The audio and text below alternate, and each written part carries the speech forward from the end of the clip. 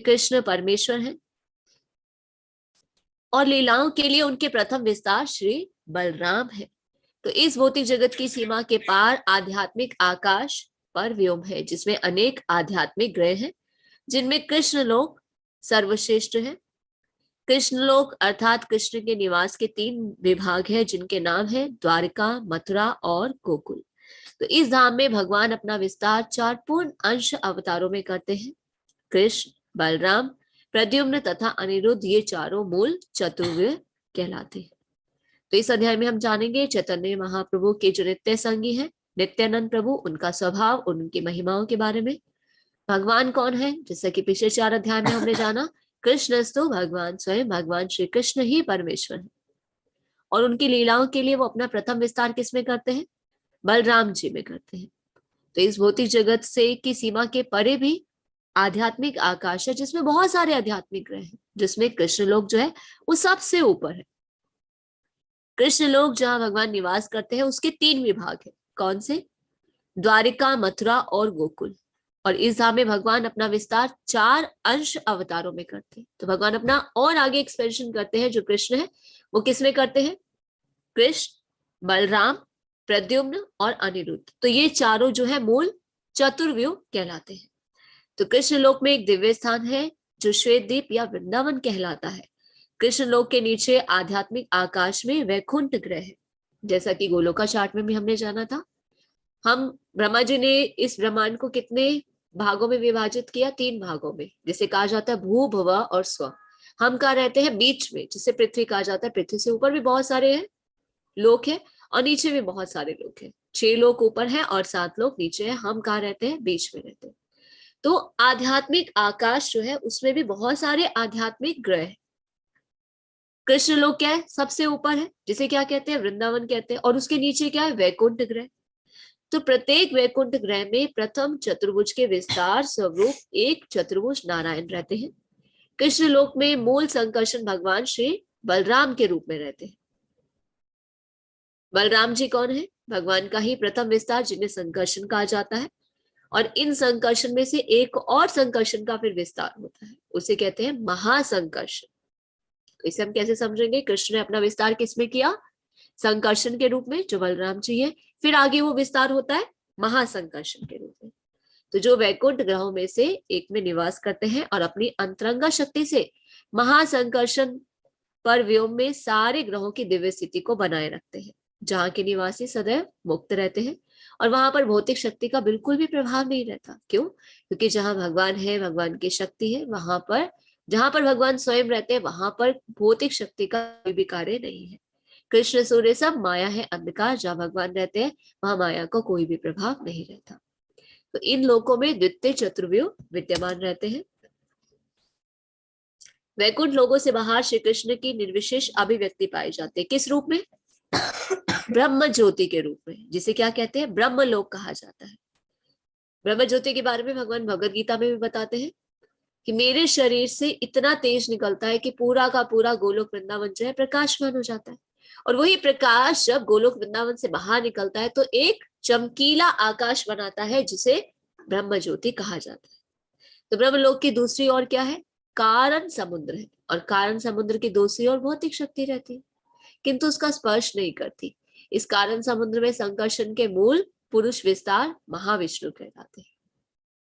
तो सृष्टि की रचना करी थी तो भगवान ने क्या किया? अपना विस्तार किसमें किया? 3 विष्णु के रूप में। कौन कौन से? महाविष्णु, गर्भोदकशाही विष्णु और शिरोदकशाही विष्णु। और ये महाविष्णु क्या करते हैं? भौतिक शक्ति पर दृष्टि डालते हैं और फिर अपने दिव्य शरीर के प्रतिबिंब से वो भौतिक तत्वों में अपने आप को मिला देते हैं। तो इस सृष्टि की रचना होती। भौतिक तत्वों का उद्गम होने के कारण भौतिक शक्ति प्रधान कहलाती है। भौतिक शक्ति की अभिव्यक्ति के उद्गम के रूप में ये माया कहलाती है। किंतु भौतिक प्रकृति जड़ होती है, क्योंकि इसमें कुछ भी करने की स्वतंत्रता प्राप्त नहीं होती। भौतिक प्रकृति क्या है? जड़। और कोई भी कार्य कैसे हो पाता है? जब भगवान उस पर दृष्टिपात करते हैं। तो भगवान की शक्ति के बिना कुछ भी संभव नहीं है। तो इसे महाविष्णु के दृष्टिपात द्वारा जगत का निर्माण करने की शक्ति प्रदान की जाती है। अतः भौतिक शक्ति इस भौतिक जगत का मूल कारण नहीं होती, बल्कि भौतिक प्रकृति पर महाविष्णु की दिव्य दृष्टि से भौतिक जगत उत्पन्न होता है। तो इससे कुछ लोगों के मन में संशय क्या होता है? भौतिक सृष्टि ही इस सृष्टि का मूल कारण है? नहीं, भौतिक सृष्टि इस भौतिक जगत का मूल कारण नहीं है।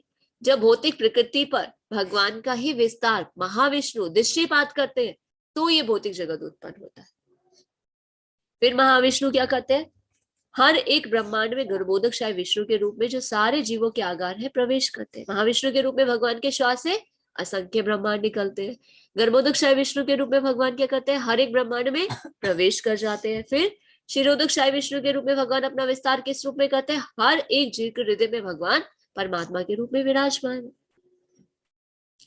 गर्भोदकशाही विष्णु का भी हर ब्रह्मांड में अपना वैकुंठ लोक होता है। एक ब्रह्मांड नहीं है, हजारों करोड़ों ब्रह्मांड है।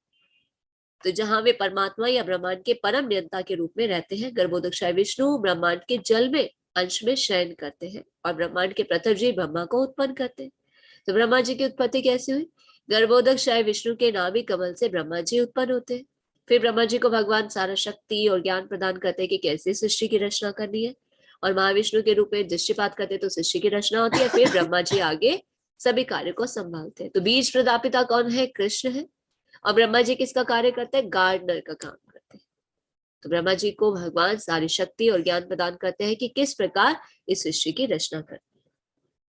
तो काल्पनिक विष्णु गर्भोदकशाही विष्णु का आंशिक प्राकट्य है। इस ब्रह्मांड के वैकुंठ लोक में एक और क्षीर सागर होता है, और उस क्षीर सागर के भीतर श्वेतद्वीप नामक एक द्वीप होता है जहां विष्णु निवास करते हैं। इसी तरह हर इस अध्याय में 2 श्वेतद्वीपों का वर्णन हुआ है। हम जानेंगे कि इस अध्याय में 2 श्वेतद्वीपों की बात की जा रही है। कौन कौन से 2 श्वेतद्वीप? एक तो कृष्ण के धाम में है और दूसरा ब्रह्मांड के क्षीर सागर में है। तो कृष्ण के धाम का जो श्वेतद्वीप है वो वृंदावन धाम से अभिन्न है, जहां कृष्ण क्या करते हैं? अपनी प्रेममयी लीलाएं प्रदर्शित करने के लिए प्रकट होते हैं। इस ब्रह्मांड के श्वेतद्वीप में भगवान शेष रहते हैं, और जो विष्णु की सेवा, उनका छत्र, पादुका, शैया, तकिया, वस्त्र, निवास स्थान, जनेऊ, सिंहासन इत्यादि बनकर रहते हैं। तो कृष्ण लोक में भगवान बलदेव जो है वो नित्यानंद प्रभु है। अतएव नित्यानंद प्रभु मूल संकर्षण है और महासंकर्षण, और ब्रह्मांडों में पुरुषों के रूप में उनका विस्तार नित्यानंद प्रभु के अंश, पूर्ण अंश विस्तार है। तो नित्यानंद प्रभु कौन है? बलदेव। संकर्षण, भगवान ने सबसे पहले अपना विस्तार किसमें किया? संकर्षण में किया, जो कौन है? बलदेव, बलराम जी, और वही कौन है? नित्यानंद प्रभु।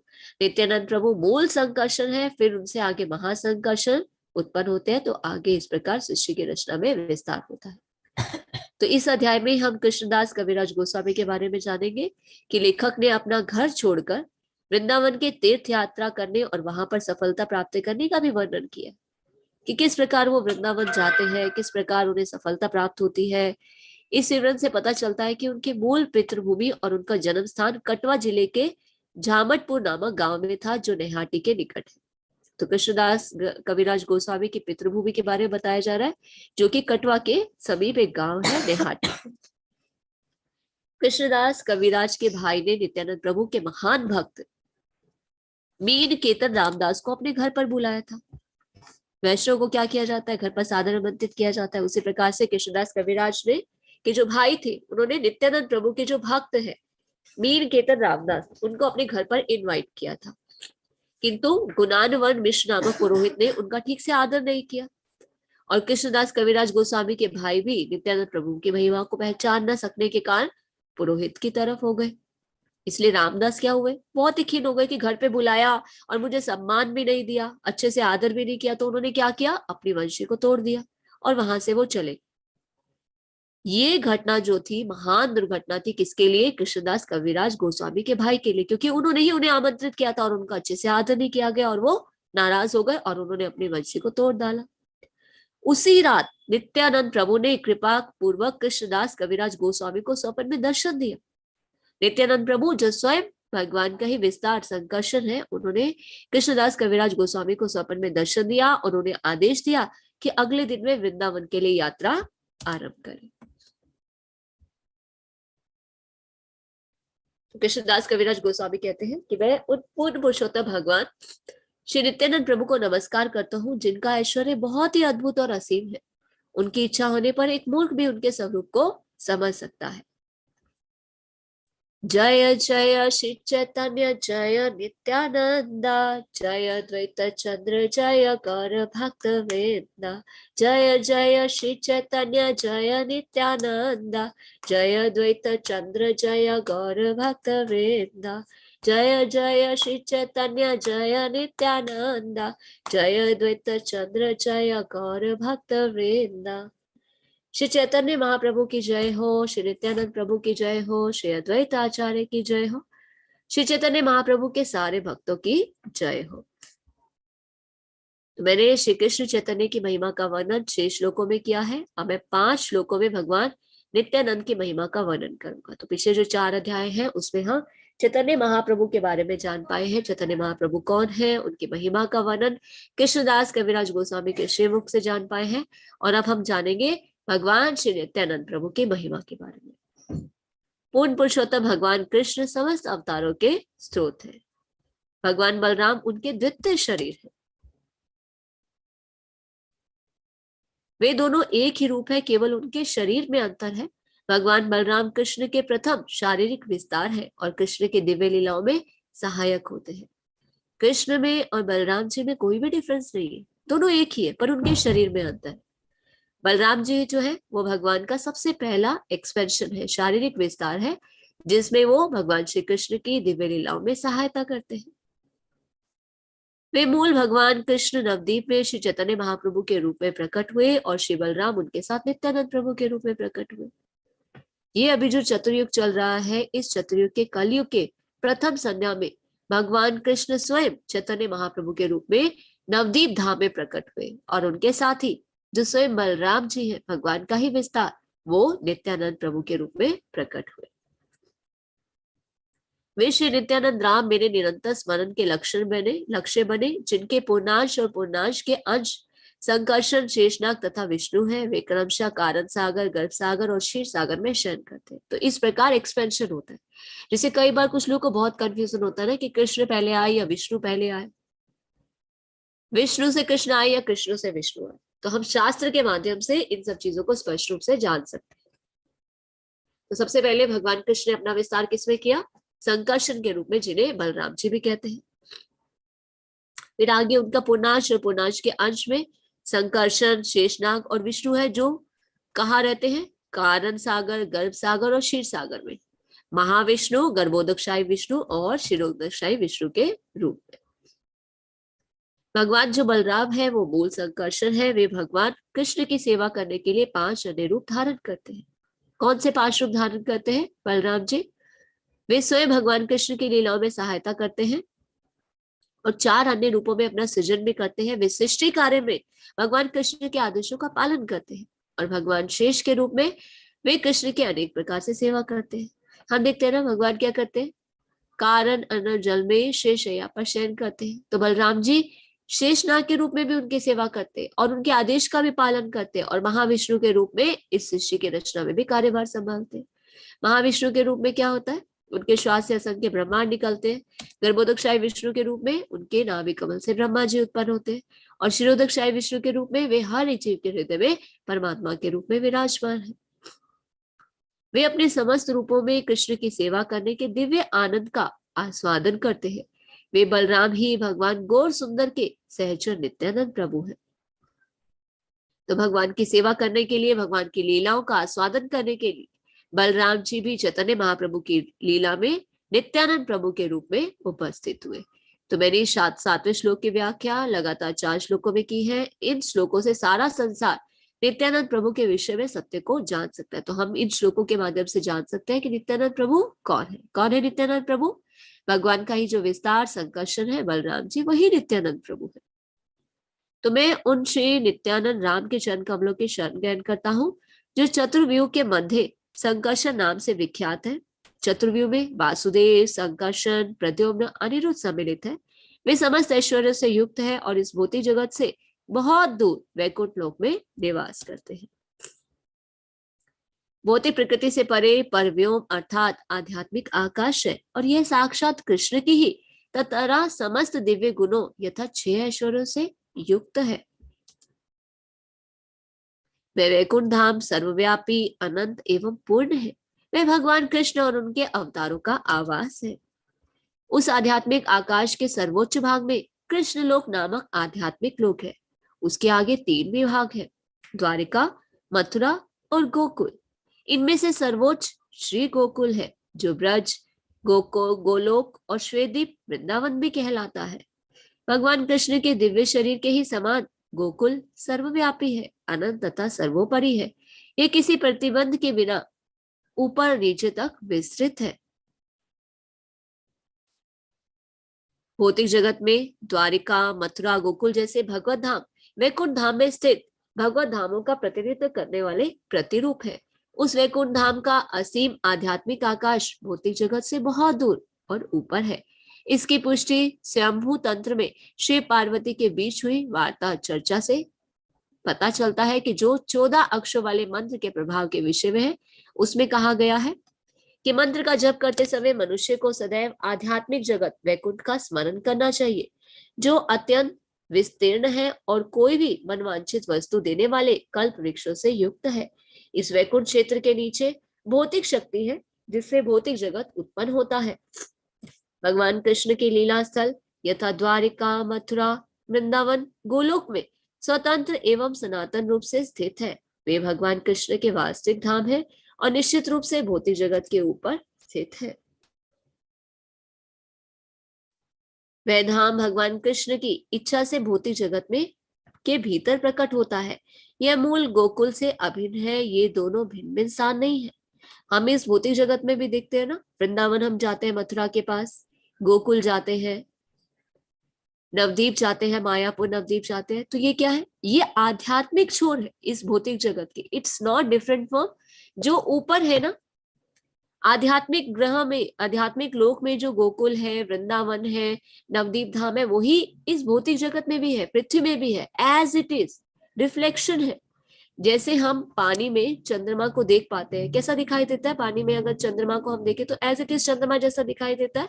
उसी प्रकार से इस भौतिक जगत में, पृथ्वी पर जहां हम रहते हैं, यहाँ भी जो गोकुल, वृंदावन, नवदीप है, एज इट इज जैसा ऊपर है वैसा ही यहाँ पर है। जैसे हम गोवर्धन परिक्रमा करते हैं, गोवर्धन जी है, राधा कुंड है, श्याम कुंड है, भगवान की लीला स्थली है, ऐसे ही सब ऊपर है और एज इट इज सब नीचे भी है। तो इस भौतिक जगत में 2 छोर है, आध्यात्मिक छोर। वो कौन से हैं? वृंदावन और नवदीप। नवदीप में भगवान कृष्ण जो है चैतन्य महाप्रभु के रूप में अपने प्रेम को बांट रहे हैं, और वृंदावन में भगवान अपनी लीलाओं का आस्वादन कर रहे हैं। चिंतामणि भूमि, चिंतामणि की भूमि कल्प वृक्षमय, कल्प वृक्षों से पूर्ण, सॉरी, वहां की भूमि चिंतामणि की बनी हुई है और वहां पे जो वन है कल्प वृक्षों से पूर्ण है। भौतिक आंखें इसे सामान्य स्थान के रूप में देखती है। हम जब वृंदावन जाते हैं, गोकुल जाते हैं, तो वहां पे हमें बहुत सारे पेड़ पौधे दिखाई देते हैं। हमें ऐसा लगता है ये साधारण से पेड़ है। नहीं, ये साधारण नहीं, ये कल्प वृक्ष है। वहां के जो वन है, गोकुल वन, वहां हम जो 12 वन जाते हैं भगवान की लीला स्थलियों में दर्शन करने के लिए, वो कल्प वृक्षों से कम नहीं है। पर हमारी भौतिक आंखें उनको देख नहीं सकती। जब हम सेवा कुंज जाते हैं, निधि वन जाते हैं, वहां पर हम देखते हैं ना, जैसे बताया जाता है कि वहां पर जो गोपियां हैं, वो रात के समय नृत्य करती है भगवान की रासलीला में, और दिन के समय वो पेड़ पौधों में बदल जाती है। हमारी भौतिक आंखें उन्हें नहीं देख सकती। तो वहां की जो भूमि है वो चिंतामणि की बुनी हुई है, और वन जो है वो कल्प वृक्षों से पूर्ण है। भौतिक आंखें इसे सामान्य स्थान के रूप में देखती है। तो हमें ऐसा क्या लगता है? ये तो सामान्य सा स्थान है, वृंदावन है, ये तो गांव जैसा लगता है, यहाँ के पेड़ तो सामान्य पेड़ जैसे। नहीं, वहां के पेड़ सामान्य पेड़ नहीं है। ऐसा बताया जाता है कि बहुत ही जो तपस्वी ऋषि मुनि होते हैं, उन्हें भगवान के धाम में किसी ना किसी रूप में आश्रय मिलता है। तो जो बड़े बड़े ऋषि मुनि जो तपस्या करते हैं, वहां के पेड़ पौधे के रूप में जन्म लेते हैं। किंतु भगवत प्रेम से पूरित नेत्रों से मनुष्य इस स्थान के वास्तविक स्वरूप को देख सकता है, जहां भगवान कृष्ण ग्वाल बालों और गोपियों के साथ अपनी लीलाएं करते हैं। भगवान के दर्शन हम कैसे कर सकते हैं? जैसा कि ब्रह्म संहिता में ब्रह्मा जी बताते हैं, प्रेमांचन चुरित भक्ति विलोचने न। प्रेम रूपी अंजन लगाकर भगवत प्रेम से पूरित नेत्रों से मनुष्य भगवान के दर्शन कर सकता है, भगवान की लीला स्थली के दर्शन कर सकता है, भगवान की लीलाओं के दर्शन कर सकता है। तो मैं उन आदि पुरुष भगवान गोविंद की पूजा करता हूँ, जो समस्त इच्छाओं को पूरा करने वाले, गौओं की चिंतामणियों से निर्मित और करोड़ों कल्प वृक्षों से घिरे अपने धाम में पालन करते हैं। उनकी सेवा में सदैव सैकड़ों हजारों लक्ष्मियां अनंत आदर एवं आदर एवं स्नेह के साथ तत्पर रहती है। तो ये जो श्लोक है, चिंतामणि प्रकर सन्मसु कल्प वृक्ष, ये ब्रह्म संहिता में से लिया गया है। ब्रह्म संहिता श्लोक नंबर 5.29, जिसमें ब्रह्मा जी बताते हैं कि भगवान का धाम कैसा है, समस्त इच्छाओं को पूरा करने वाला है। वहां की जो गौएं है वो किसके समान है, सुरभि गैयों के समान है, जो किसी भी समय दूध दे सकती है, पर्याप्त मात्रा में दूध देती है, और उनका दूध इतना टेस्टी होता है और उसमें से ऐसी सुगंध आती है जैसे चंदन की सुगंध आ रही हो। तो उनकी सेवा में सैकड़ों हजारों जो लक्ष्मियां हैं वो तत्पर सदैव उनकी सेवा में लगी रहती हैं। तो जिसका वर्णन श्रीमद् भागवतम में भी हुआ है। और ब्रह्मा जी ने जब आत्म साक्षात्कार किया तो वैकुंठ लोगों का दिव्य दर्शन जब उन्होंने किया तो उसी दिव्य दर्शन को उन्होंने ब्रह्म संहिता के रूप में प्रदर्शित किया। तो ब्रह्म संहिता क्या है, ब्रह्मा जी द्वारा गाया गई प्रार्थना। ब्रह्मा जी ने जब भगवान के दर्शन किए कि भगवान कौन है, कैसे है, कहाँ रहते हैं, तो उसे उन्होंने प्रार्थना के रूप में गाया, उसे ब्रह्म संहिता कहा जाता है।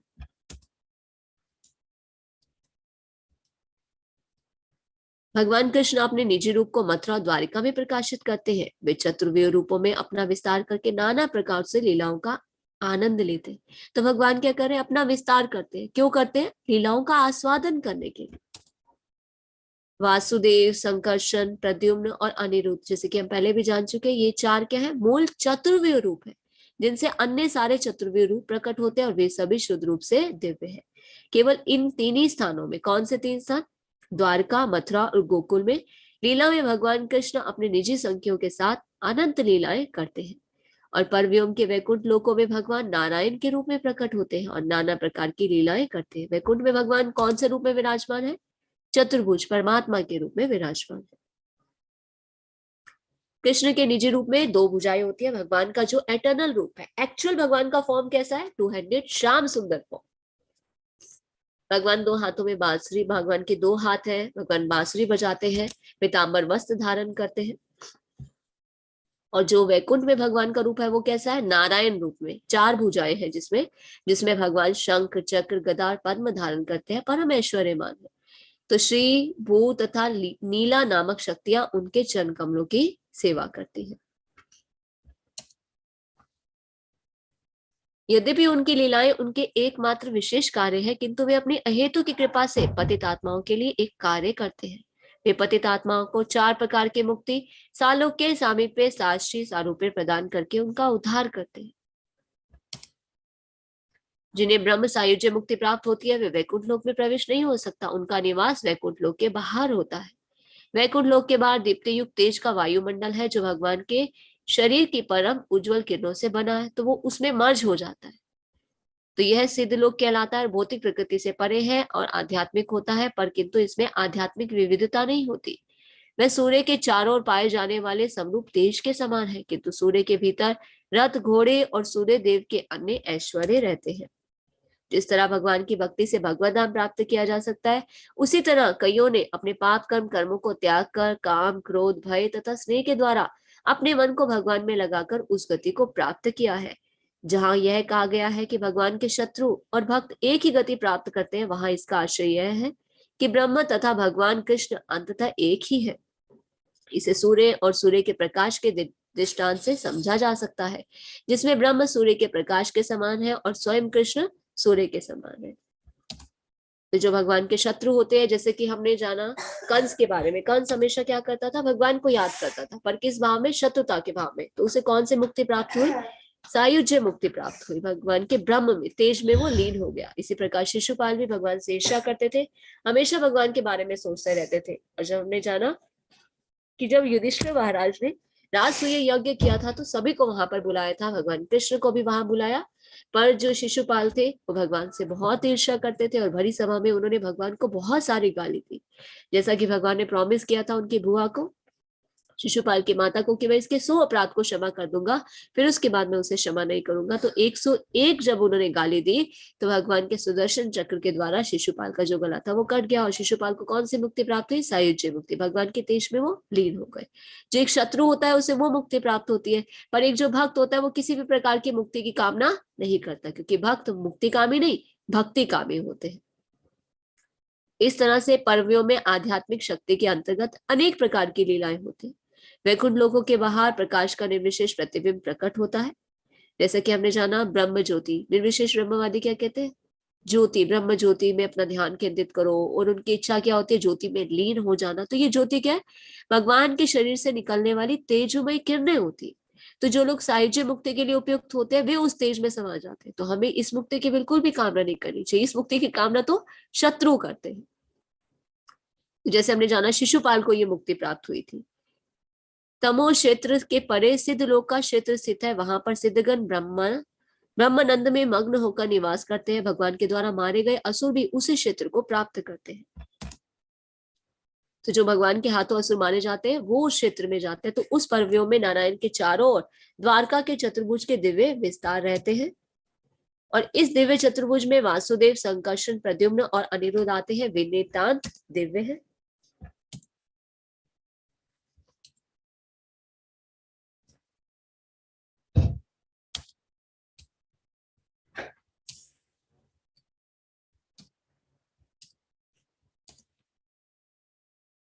वहां पर बलराम के साकार स्वरूप जो महासंकर्षण कहलाते हैं, आध्यात्मिक शक्ति के आश्रय है, वे मूल कारण है और समस्त कारणों के कारण।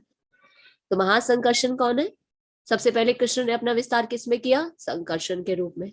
फिर आगे संकर्षण ने अपना विस्तार किसमें किया? महासंकर्षण के रूप में। और वो आध्यात्मिक शक्ति के आश्रय है, वे मूल कारण है और समस्त कारणों के कारण है। आध्यात्मिक शक्ति की एक लीला विशुद्ध सत्व के रूप में वर्णित है। इसमें सारे वैकुंठ धाम सम्मिलित है, सारे छह ऐश्वर्य आध्यात्मिक है। इसे निश्चित रूप से जाननी कि ये सब संकर्षण के ऐश्वर्य की ही अभिव्यक्तियां है। तो जो ये षड ऐश्वर्य होते हैं ये क्या है? संकर्षण की ही अभिव्यक्तियां है। एक तटस्था शक्ति है जो जीव कहलाती है। महासंकर्षण समस्त जीवों के आश्रय है। हम कौन है? जीव। हम कौन है? भगवान की तटस्था शक्ति। और महासंकर्षण कौन है? सभी जीवों के आश्रय। संकर्षण पुरुष के मूल आश्रय है, जिनसे यह जगत उत्पन्न होता है, जिनमें यह विलीन भी हो जाता है। तो इस सृष्टि की रचना कैसे होती है? जब महाविष्णु भौतिक दृष्टिपात करते हैं, भौतिक शक्ति के द्वारा दृष्टिपात करते हैं, तब सृष्टि की रचना होती है। और जब भगवान की इच्छा होती है तो सब कुछ विनष्ट भी हो जाता है। और वे संकर्षण सबके आश्रय है। वे हर प्रकार से अद्भुत है, उनका ऐश्वर्य अपार है, जहां तक कि अनंत भी उनकी महिमाओं का वर्णन नहीं कर सकता। उनकी महिमाओं का कोई वर्णन नहीं कर सकता। उनकी महिमाएं अनंत है, वो हर प्रकार से अद्भुत है और उनका ऐश्वर्य अपार है। मैं श्री नित्यानंद राम के चरणों में पूर्ण दंडवत प्रणाम अर्पित करता हूँ, जिनके अंश स्वरूप कारण सागर में लेटे हुए कानोदक विष्णु आदि पुरुष है, माया के पति हैं और समस्त ब्रह्मांडों के आश्रय है। वैकुंठ ग्रहों के बाहर निर्विशेष ब्रह्म तेज है, और इस तेज से परे कारण अनव्य कारण सागर है। तो कैसे बताया जा रहा है कि नित्यानंद प्रभु के चरणों में दंडवत प्रणाम करते हैं, बता रहे कि जो उनका अंश स्वरूप है वो कारणोदक विष्णु है। भगवान ने क्या किया? अपना विस्तार किया संकर्षण के रूप में। फिर आगे अपना विस्तार किसमें किया? महासंकर्षण के रूप में। तो जो कारणोदक विष्णु है वो क्या? भगवान के अंश स्वरूप है। तीन विष्णु है ना, महाविष्णु, गर्भोदक विष्णु और शिरोदक विष्णु। तो वैकुंठ ग्रहों के जो बाहर है वो निर्विशेष ब्रह्म तेज है, क्योंकि भगवान से के शरीर से निकलने वाला जो तेज होता है वो जिनमें आकाश बनाता है, जिसे ब्रह्म तेज कहते हैं। वैकुंठ के चारों ओर अपार जल राशि है, जो अनंत, अगाध और असीम है। वैकुंठ में पृथ्वी, जल, अग्नि, वायु, आकाश सभी आध्यात्मिक है। वहां भौतिक तत्व नहीं पाए जाते। वैकुंठ में सब कुछ क्या? आध्यात्मिक। क्योंकि जहां भगवान निवास करते हैं वहां पे भौतिक शक्ति का कोई भी कार्य नहीं है, वहां सब कुछ आध्यात्मिक होता है। अतः परम कारण स्वरूप कारण सागर का जो जल है वो भी आध्यात्मिक है। पवित्र गंगा नदी जो उसकी एक बूंद मात्र है, पतित आत्माओं को शुद्ध बनाती। हम इस भौतिक जगत में देखते हैं ना, गंगा नदी वो सिर्फ एक बूंद मात्र है। किसका? कारण अर्णव जल का। उस सागर में भगवान संकर्षण के एक पूर्ण अंश शयन करते हैं। वे समग्र भौतिक सृष्टि के सृजनकर्ता प्रथम पुरुष के रूप में जाने जाते हैं। वे समस्त ब्रह्मांडों के कारण प्रथम पुरुष अवतार माया के ऊपर दृष्टिपात करते हैं। माया शक्ति कारण सागर के बाहर निवास करती है, और माया इसके जल को स्पर्श भी नहीं कर सकती, क्योंकि माया का अस्तित्व दो प्रकार का होता है, एक प्रकृति, एक प्रधान। प्रकृति कहलाता है, यह भौतिक जगत के अवयवों की पूर्ति करता है। चूंकि प्रकृति जो है वो जड़ और निष्क्रिय है, अतः वे वास्तव में भौतिक जगत की कारण हो ही नहीं सकती। लेकिन भगवान कृष्ण जड़ निष्क्रिय भौतिक प्रकृति में अपनी शक्ति संचारित करते हैं और अपनी कृपा प्रदर्शित करते हैं। तो भगवान क्या करते हैं? भौतिक शक्ति क्या है? जड़ है, निष्क्रिय है, कोई भी उसमें क्रिया नहीं होती, निष्क्रिय रहती है। पर जब भगवान अपनी शक्ति डालते हैं, दृष्टिपात करते हैं, कृपा करते हैं, तब इस सृष्टि का निर्माण होता है। तो इस तरह भगवान कृष्ण की शक्ति के द्वारा प्रकृति गौण कारण बन जाती है, और जिस तरह लोहा अग्नि की शक्ति से लाल हो जाता है, उसी प्रकार जब भगवान इस जगत के प्राकृतिक के मूल कारण है, तो जब दृष्टिपात करते हैं तो ये सृष्टि की रचना होती है। प्रकृति तो बकरी के गले से लटकने वाले उन स्तनों की भांति है जिनसे दूध नहीं निकलता। भौतिक प्रकृति का मायांश विश्व के प्राकृतिक का तात्कालिक कारण है, किंतु यह वास्तविक कारण नहीं हो सकता, क्योंकि मूल कारण तो भगवान स्वयं है। जिस प्रकार मिट्टी के पात्र को मूल कारण कुम्हार है, उसी तरह भौतिक जगत के सृष्टा प्रथम पुरुषा अवतार कारण अर्णवशाही विष्णु कहलाए जाते हैं। तो भगवान कृष्ण सृष्टा है माया उपकरण के रूप में उनकी सहायता के लिए, ठीक वैसे जैसे कुम्हार का चाक और अन्य उपकरण पात्र के साधन रूप कारण होते हैं। तो प्रथम पुरुष दूर से माया पर दृष्टिपात करते हैं, और इस प्रकार वे जीव रूप वीर्य से गर्भ धारण करते हैं। तो अभी तक हमने क्या जाना? ये कुछ जो श्लोकास किए कि भगवान ही सभी चीजों के मूल कारण है। तो भगवान क्या करते हैं? जो निष्क्रिय भौतिक शक्ति होती है उस पर दृष्टिपात करते हैं, तो इस सृष्टि की रचना होती है। तो भगवान जब दृष्टिपात करते हैं, शक्ति को संचित करते हैं, तो इस सृष्टि की रचना होती है। जिस प्रकार ये जीव रूपी वीर्य से गर्भ धारण करते हैं। तो भगवान कौन है? बीज प्रताप पिता। उनके शरीर के प्रतिफल फलित किरणें माया से निकलती है, जिनके फलस्वरूप माया अनेक ब्रह्मांडों को जन्म देती है। पुरुष असंख्य ब्रह्मांडों में से प्रत्येक में प्रवेश करते हैं, और वे अपने आप को उतने ही पृथक रूपों में प्रकट करते हैं जितने ब्रह्मांड है। हमें क्या लगता है? एक ही ब्रह्मांड है जिस ब्रह्मांड में हम रहते हैं, और इस ब्रह्मांड के जो ब्रह्मा जी है वो 4 सिर वाले। एक ब्रह्मांड नहीं है, हजारों करोड़ों ब्रह्मांड। हम जिस ब्रह्मांड में रहते हैं उस ब्रह्मांड के जो ब्रह्मा जी है सबसे लोअर क्वालिटी के, लोअर क्वालिटी नहीं कहना चाहिए, कम शक्तिशाली है। इससे भी बड़े बड़े ब्रह्मांड है, क्योंकि उन ब्रह्मांडों के जो ब्रह्मा जी है, किसी के 8 सिर है, किसी के 10 सॉरी, किसी के 12, किसी के 15, किसी के 18, किसी के 24 सिर भी है। तो भगवान क्या करते हैं? जब अपना विस्तार करते हैं विष्णु के रूप में, प्रथम पुरुषा अवतार के रूप में, तो असंख्य ब्रह्मांडों में प्रवेश करते हैं अलग अलग रूप में। जब पुरुष श्वास छोड़ते हैं तो प्रत्येक उस श्वास के साथ ब्रह्मांड प्रकट होते हैं। जब वे श्वास लेते हैं तो सारे ब्रह्मांड पुनः उसी शरीर में प्रवेश कर जाते हैं। तो सांस छोड़ना और लेना ब्रह्मांड की उत्पत्ति और उसके हरण का भी कारण है। जिस प्रकार धूल के छोटे छोटे कण खिड़की के छेदों से निकल जाते हैं, उसी तरह ब्रह्मांडों के समूह पुरुष के रोम छिद्र से होकर निकल जाते हैं। तो भगवान के रोम छिद्र से इन ब्रह्मांडों की उत्पत्ति होती है।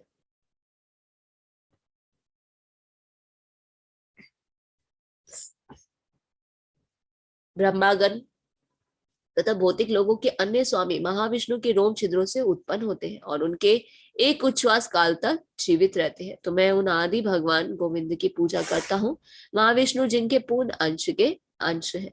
मैं अपने हाथ के 7 बित्ताओं के माप वाला शुद्र प्राणी कहाँ हूँ? मैं भौतिक प्रकृति, समग्र भौतिक शक्ति, मिथ्या अहंकार, आकाश, वायु, जल तथा पृथ्वी से निर्मित इस ब्रह्मांड से घिरा हुआ हूँ। और आपकी महिमा क्या है? आपके शरीर के रोम कूपों से असंख्य ब्रह्मांड उसी तरह से निकल रहे हैं जिस प्रकार खिड़की के छेद से धूल के कण निकलते हैं। तो भगवान के रोम छिद्रों से, जैसे हम देखते हैं ना, कई बार सूर्य का प्रकाश होता है तो छोटे छोटे कण दिखाई देते हैं, धूल के कण सूर्य के प्रकाश की रोशनी में हम देख पाते हैं। उसी प्रकार से भगवान के रोम छिद्र से भी असंख्य ब्रह्मांड निकलते हैं, जिस प्रकार खिड़की के छेद से धूल कण निकलते हैं। संपूर्ण के अंश का अंश कला कहलाता है। श्री बलराम तो भगवान कृष्ण के प्रतिरूप है। बलराम के निजी विस्तार महासंकर्षण कहलाते हैं और उनके अंश पुरुष कला पूर्ण अंश के अंश कहलाते हैं। तो महासंकर्षण कौन है? भगवान के अंश के अंश। भगवान ने अपना विस्तार किसमें किया? संकर्षण। फिर आगे विस्तार किसमें हुआ? महासंकर्षण। मैं कहता हूं कि यह कला महाविष्णु है। तो 3 पुरुष कौन से हैं? 3 विष्णु जिसमें विस्तार होता है, महाविष्णु, गर्भोदकशाही विष्णु, शिरोदकशाही विष्णु। तो यह कला महाविष्णु है, वे महापुरुष है जो अन्य पुरुषों के स्रोत है और जो सर्वव्यापी है। गर्भोदकशाही और शिरोदकशाही दोनों पुरुष कहलाते हैं। वे प्रथम पुरुष और समस्त ब्रह्मांडों के धाम कानोदकशाही विष्णु के पूर्ण अंश है। विष्णु के 3 रूप हैं जो पुरुष कहलाते हैं। पहला रूप महाविष्णु, जो संपूर्ण भौतिक शक्ति के सृष्टा है, जिनके श्वास से असंख्य ब्रह्मांड निकलते हैं। दूसरा रूप गर्भोदकशाही विष्णु है, जो हर एक ब्रह्मांड में प्रवेश कर जाते हैं और उनके नाभि कमल से ब्रह्मा जी उत्पन्न होते हैं। तीसरा रूप कौन सा है? शिरोदकशाही विष्णु। शिरोदकशाही विष्णु हर एक जीव के हृदय में परमात्मा के रूप में निवास करते हैं। जो व्यक्ति इन तीनों को जानता है वह माया के चंगुल से मुक्त हो जाता है, क्योंकि वह भगवान की दिव्य प्रकृति को जान पाता है। यद्यपि कारणोदकशाही विष्णु को भगवान कृष्ण की कला कहा जाता है, किंतु वे मत्स्य, कूर्म, अन्य अवतारों के उद्गम है। हम जानते हैं ना, भगवान ने नाना प्रकार के अवतार लिए। दशावतार के बारे में हम जानते हैं, युगा अवतार, गुना अवतार, पुरुषा अवतार, शक्तावेश अवतार। ये क्या है? भगवान कृष्ण की कला है। भगवान अन्य अवतारों का भी उद्गम करते हैं। भगवान के ये सारे अवतार या तो पुरुषावतारों के पूर्णांश है या पूर्णांशों के भी अंश है। भगवान आगे विस्तार और आगे विस्तार करते हैं। किंतु कृष्ण कौन है? अवतार नहीं है, सभी अवतारों के मूल कारण है। कृष्ण अवतार नहीं, अवतारी है। तो कृष्ण कौन है? स्वयं पूर्ण पुरुषोत्तम भगवान। Krishna is the supreme personality of God है, जिनसे सभी अवतारों का उद्गम होता है। जब संसार इंद्र के शत्रु से व्याकुल हो जाता है, तब वे प्रत्येक युग में अपने विभिन्न स्वरूपों के द्वारा संसार की रक्षा करते हैं। पर जब जब धर्म की हानि होती है और अधर्म बढ़ने लगता है, तो भगवान अपने भक्तों का उद्धार करने के लिए, दुष्टों का विनाश करने के लिए और धर्म की फिर से स्थापना करने के लिए इस धरती पर प्रकट होते हैं। तो नाना प्रकार के अवतारों में आते हैं। तो वे पुरुष कानकदोषाई विष्णु सृजन पालन संहार करने वाले हैं। वे नाना अवतारों में अपने आप को प्रकट करते हैं, क्योंकि वे जगत के पालनहार हैं। सृजन पालन और संहार के निमित्त प्रकट होने वाले भगवान के अंश, जो महापुरुष के नाम से जाने जाते हैं, वो अवतार कहलाते हैं। वे महापुरुष भगवान से अभिन्न है। वे मूल अवतार अन्य सबके बीच और हर वस्तु के आश्रय हैं।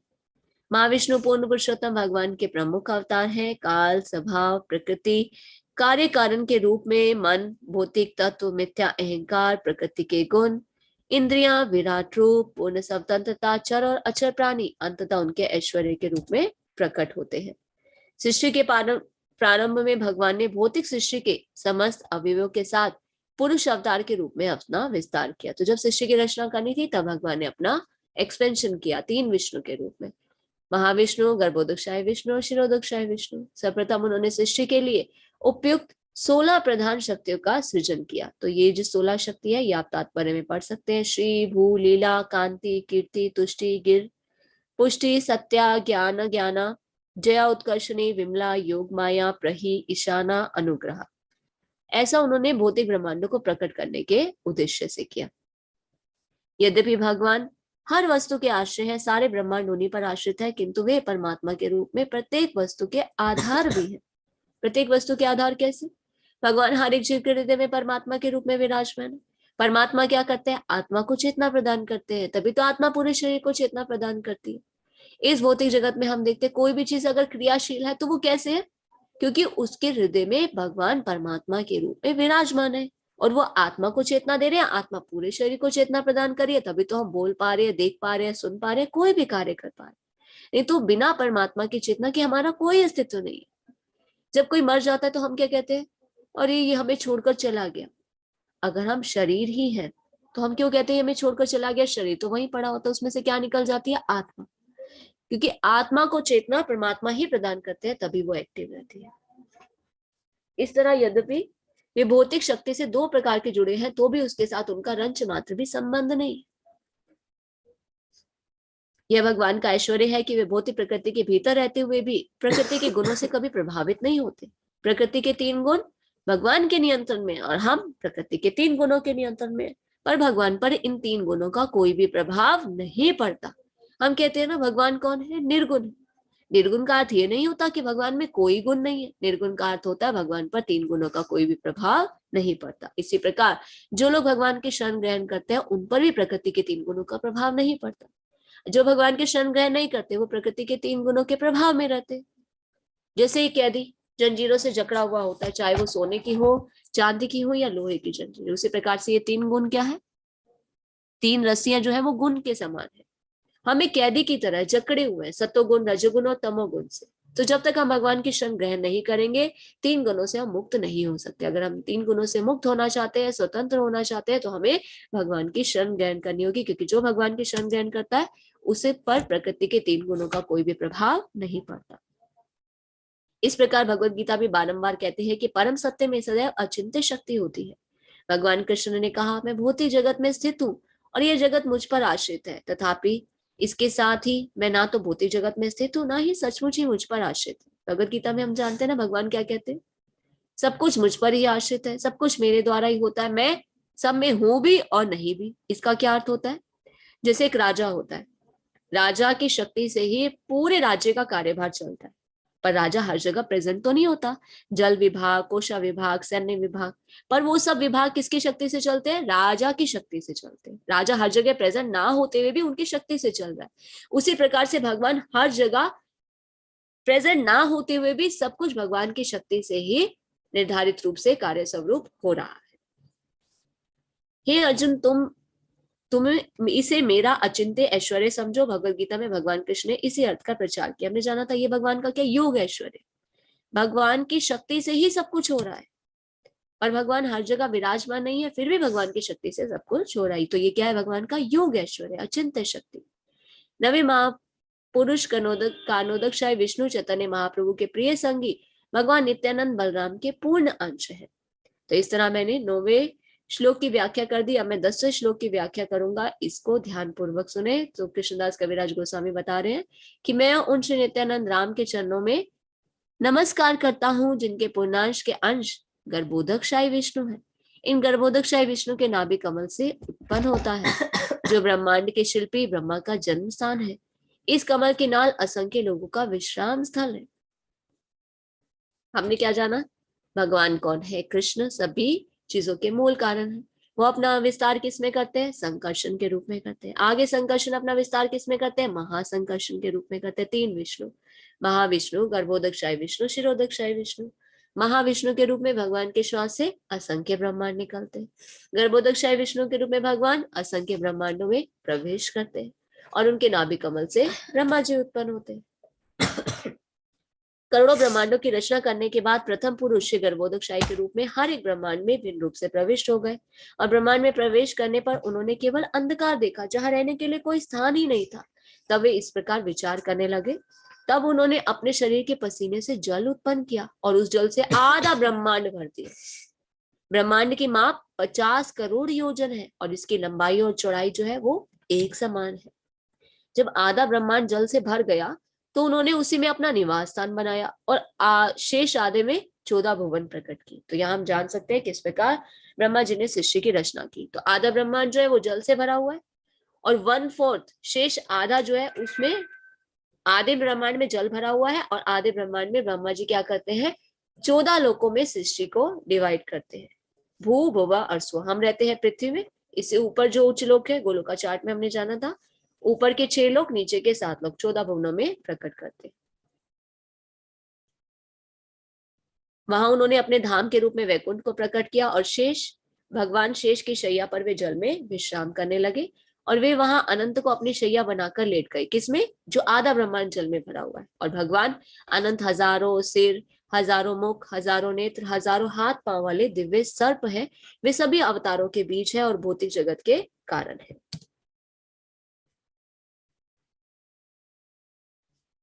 उनकी नाभि से कमल पुष्प उत्पन्न हुआ, जो ब्रह्मा जी का जन्म स्थान बन गया और उस कमल के नाल के भीतर 14 भुवन थे। इस प्रकार भगवान ने ब्रह्मा के रूप में सारे सृष्टि का सृजन किया और भगवान विष्णु के रूप में वे सारे जगत का पालन करते हैं। और समस्त भौतिक गुणों से परे होने के कारण भगवान विष्णु का भौतिक गुणों से किसी भी तरह का कोई भी स्पर्श नहीं होता। वे रुद्र का रूप धारण करके सृष्टि का संहार करते हैं और इस तरह से सृजन, पालन और संहार उनकी इच्छा से होता है। तो सृजन किसके रूप में करते हैं? ब्रह्मा जी के रूप में। पालन किसके रूप में करते हैं? विष्णु के रूप में। संहार किस रूप में करते हैं? रुद्र के रूप में। तभी हम कहते हैं ना गॉड। गॉड का अर्थ क्या होता है? जनरेटर, ऑपरेटर और डिस्ट्रॉयर। जनरेटर कौन है? ब्रह्मा जी। ऑपरेटर कौन है? विष्णु। डिस्ट्रॉयर कौन है? रुद्र के रूप में। वे परमात्मा, हिरण्यगर्भ अर्थात भौतिक जगत के कारण है। विराट रूप उनका अंश माना जाता है। वे भगवान नारायण भगवान नित्यानंद बलराम के पूर्णांश के अंश मात्र है और भगवान नित्यानंद समस्त अवतारों के स्रोत है। तो जितने भी अवतार आए हैं वो भगवान नित्यानंद से आए। भगवान ने तो अपना एक्सपेंशन किया बलराम के रूप में, संकर्षण के रूप में। आगे जितना भी अवतार हुए वो सब नित्यानंद प्रभु से आए हैं, बलराम जी से आए हैं। तो मैं उन श्री नित्यानंद राम के चरण कमलों में सादर नमस्कार करता हूँ, जिनके गौण अंश शिरोदकशाही विष्णु है। वे शिरोदकशाही विष्णु ही समस्त जीवों के परमात्मा और समस्त ब्रह्मांडों के पालक है, और शेष नाग उनके अंशांश है। सारे भौतिक लोग उस कमल नाग के भीतर स्थित है जो भगवान नारायण की नाभि कमल से निकला है, और इन लोगों के मध्य 7 समुद्र है। वहां क्षीर सागर के मध्य में श्वेत द्वीप है जो पालन करता विष्णु का धाम है। वे सारे जीवों के परमात्मा है, वे इस भौतिक जगत का पालन करते हैं, वे इसके स्वामी है। वास्तविक धर्म के सिद्धांतों को स्थापित करने और अधर्म के सिद्धांतों का विनाश करने के लिए भगवान विभिन्न युगों मनवंतरों में विविध अवतारों में प्रकट होते हैं। अभी कौन सा मनवंतर चल रहा है? ये जो मनवंतर है ये स्वयंभू मनु का चल रहा है। तो इस युग में भगवान देखिए द्वापर युग में कृष्ण के रूप में आए और कल युग में चैतन्य महाप्रभु के रूप में आए, क्योंकि ब्रह्मा जी के एक दिन में 14 मनु जन्म लेते हैं और उनका दर्शन ना पाकर देवतागण क्षीर सागर के तट पर जाते हैं और उनकी स्तुति करते हैं। जब भगवान प्रकट नहीं होते तो देवतागण कहाँ जाते हैं? क्षीर सागर के तट पर जाते हैं, उनकी स्तुति करते हैं कि हे प्रभु आइए, आप सृष्टि पर अवतार लीजिए। जब वे भौतिक संसार का पालन करने के लिए अवतरित होते हैं तो उनके अनंत ऐश्वर्य की गणना नहीं की जा सकती। ये भगवान विष्णु नित्यानंद प्रभु के पूर्णांश के भी अंश है, क्योंकि भगवान नित्यानंद समस्त अवतारों के उद्गम है। वही भगवान विष्णु भगवान शेष के रूप में सारे लोगों को अपने सिरों पर धारण करते हैं, यद्यपि वे ये नहीं जानते कि वे कहाँ हैं, क्योंकि अपने सिरों पर उन्हें उनके अस्तित्व का आभास नहीं हो पाता। उनके हजारों फैले हुए फन सूर्य को भी मात देने वाली चमचमाती मणियों से सज्जित रहते हैं। यह ब्रह्मांड जिसका 50 करोड़ योजन है, उनके इस फन पर इस तरह से टिका है मानो सरसों का बीज हो। वे अनंत शेष ईश्वर के भक्त अवतार हैं और वे भगवान कृष्ण की सेवा के अतिरिक्त कुछ भी नहीं जानते हैं। तो अपने 1000 मुखों से वे भगवान कृष्ण की महिमा का गान करते हैं, किंतु इस प्रकार सदैव गुणगान करते रहने पर भी वे भगवान के गुणों को कभी भी पार नहीं पाते। तो एक बार हम यही स्टॉप करेंगे क्योंकि इसी लिंक पर आगे क्लास भी है। तो कल हम इस चैप्टर को आगे कंटिन्यू करेंगे। हरे कृष्ण रेखा गुप्ता माता जी। हरे कृष्ण माता जी। हरे कृष्ण माता जी। माता जी आपने बताया था जल किस चीज से उत्पन्न किया था विष्णु भगवान ने? जल जल की उत्पत्ति पसीने से। जी पसीने से, उनके पसीने से ना। जी पहले अंधकार था, फिर पसीने से जल उत्पन्न हुआ, तो आधा जो ब्रह्मांड था वो जल से भर गया। जी बिल्कुल। और माता जी ब्रह्म संहिता क्या है? ब्रह्मा द्वारा गाई गई प्रार्थना। जब ब्रह्मा जी ने भगवान के दर्शन किए तो वो भगवान के बारे में बताते हैं कि भगवान कौन है, भगवान की स्थिति कैसी है, भगवान की दिव्य प्रकृति कैसी है, भगवान कहाँ रहते हैं। तो उन्होंने ब्रह्म संहिता, ब्रह्मा जी की प्रेयर्स है, ब्रह्मा जी ने प्रेयर्स के रूप में भगवान का ग्लोरिफिकेशन किया। जी माता। हरे कृष्ण माता। हरे कृष्ण माता। थैंक यू माता जी। हरे माता जी मेरी भी जन्म स्थली मथुरा ही है। Very good. हरे हरे कृष्ण प्रीति माता जी। निर्विशेषवादी और ज्ञानी एक ही है। देखिए निर्विशेषवादी क्या होते हैं? जो ये जानते हैं कि भगवान, इसको ना हम सिंपल वर्ड्स में अगर जानना चाहें तो हम जानेंगे हमें 3 चीजों का पता होना चाहिए। एक होता है कर्म योगी, एक होता है ज्ञान योगी, एक होता है भक्ति योगी। कर्म योगी जो होता है उसे नहीं पता भगवान कौन है, वो सिर्फ क्या करता है? अपने कर्म करता है। और ज्ञान योगी जिसे ये पता है कि भगवान है, पर उसे ये नहीं पता कि भगवान को प्राप्त कैसे करना है। और उसी प्रकार भक्ति योगी, भक्ति योगी को ये मालूम है कि भगवान कौन है और उसे ये भी पता है कि भगवान को प्राप्त कैसे किया जा सकता है। तो ये 3 डिफरेंशिएशन होते हैं। अभी रियली सॉरी हम आपके ज्यादा क्वेश्चंस नहीं ले पाएंगे, तो कल हम आगे करेंगे। कल कोई क्लास नहीं होगी इस लिंक पर, तो अभी इस लिंक पर आगे क्लास है, तो हमें जल्दी एंड करना पड़ेगा ताकि जो दूसरी क्लास के डिवोटीज है वो ज्वाइन कर सके। तो आप सभी से रिक्वेस्ट है, अगर आप लोग के कोई भी क्वेश्चन है आप उन्हें राइट डाउन करके रखें, तो कल की क्लास जल्दी खत्म हो जाएगी क्योंकि काफी चैप्टर हम लोग कर चुके हैं। तो उसे हम आगे कल कंटिन्यू करेंगे और आपके जो भी क्वेश्चन होंगे उसे हम कर लेंगे। हरे कृष्णा एवरीवन, आप सभी का बहुत बहुत धन्यवाद। Thank you so much for joining. Hare Krishna माता जी। हरे कृष्णा, दंडवत हरे प्रणाम। कृष्ण माता जी। दंडवत प्रणाम। हरे कृष्ण माता जी। हरे कृष्ण माता जी, दंडवत प्रणाम। हरे कृष्ण माता जी, दंडवत प्रणाम। हरे कृष्ण माता जी। हरे कृष्ण माता जी, दंडवत प्रणाम। Thank you so much. दंडवत प्रणाम। हरे कृष्णा, हरे कृष्ण माता जी, दंडवत प्रणाम। हरे कृष्णा। तो आप सभी से रिक्वेस्ट है आगे आप रेगुलर क्लासेस को अटेंड करें ताकि आप तत्व ज्ञान को जान सके। ये बेसिक चीजें, अगर हमें ये ज्ञान हो जाएगा ना तो आगे हमें बाकी सब चीजों को समझना आसान हो जाएगा कि हमें पता हो भगवान कौन है, भगवान का विस्तार कौन है। फिर हम भगवान की महिमाओं का जब आस्वादन करेंगे ना तो फिर हमें बहुत ही आनंद की अनुभूति होगी। तो हमें तत्व ज्ञान को जानना बहुत जरूरी है। तो ये तत्व ज्ञान हम जान रहे हैं। पहले हमने जाना चैतन्य महाप्रभु के बारे में, अब हमने जाना शुरू किया नित्यानंद प्रभु के बारे में। हरे कृष्ण। वांछा